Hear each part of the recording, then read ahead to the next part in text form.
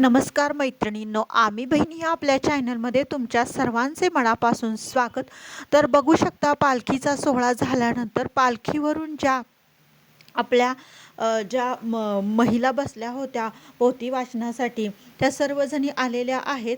आणि बघू शकता मंदिरामध्ये पंक्ती बसलेल्या आहेत जेवणाच्या, कारण फार ऊन होतं आणि बराच वेळ झाल्यामुळे सर्वांना भूक लागली होती. तर सर्वांना व्यवस्थित अशी पंगत वाढलेली आहे आणि सर्वजण प्रसाद ग्रहण करत आहे. त्याच्यानंतर मंदिरात सर्व लेडीजची सोय केली होती जेवणाची, आणि मंदिराच्या पाठीमागं सर्व जेंट्ससाठी सोय केलेली होती जेवणाची.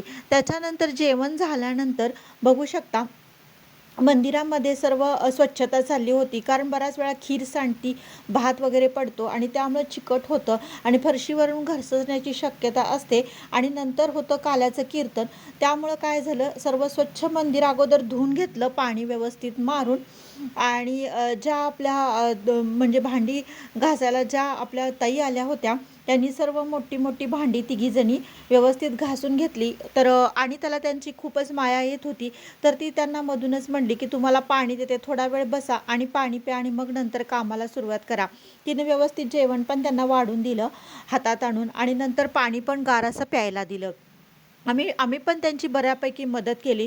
सर्व जी भांडी धुतलेली होती ती व्यवस्थित आणून आम्ही मांडली, आणि जे काही खरकटं साठलं होतं ते पण काढण्याचा आम्ही प्रयत्न केला. म्हणजे आम्हीही बऱ्यापैकी त्यांना मदत केली होती, कारण बराच वेळ झालं त्यांचं काम चालू होतं आणि आम्हालाच ते कसं तरी वाटत होतं. तर अशा पद्धतीने सर्व भांडी वगैरे धुवून झाली.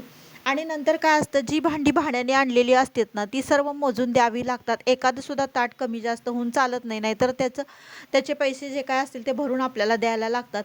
त्यामुळं वगराळी मोठी पातेली, त्याच्यावरती झाकणी जे आणलेले असतात मोठी ते, आणि वाट्या, आणि ज्या प्लॅस्टिकच्या प्लेट आणलेल्या होत्या त्या सर्व मोजून वगैरे व्यवस्थित पोत्यात घालून ठेवली. आणि ते नेण्यासाठी टेम्पो येणार होता. तर अशा पद्धतीनं सर्व गडबड अशी चालू होती. तर बऱ्याच सर्वजणांचं स्वच्छता करून झाल्यानंतर इथं त्यांची चालली होती रंगपंचमी. म्हणजे एकमेकांच्या अंगावरती प्रत्येकजण पाणी मारत होता, आणि इथं थोडासा टाईमपास आणि खेळ त्यांचा चालू होता, कारण कामं करून सर्वजणच दमली होती. त्यामुळं प्रत्येकजण थोडंसं दंगामस्ती करत होतं.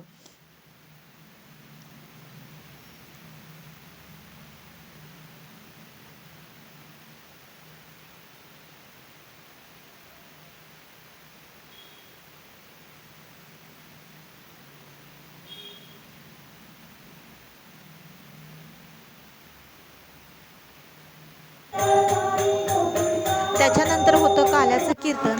आणि बघू शकता काल्याचं कीर्तन होतं, कारण संध्याकाळची वेळ होती, म्हणजे जवळजवळ 6:30 पावणे 7 वाजलेले. आणि त्याच्यानंतर आपलं दहीहंडीचा कार्यक्रम ठरवण्यात आला होता.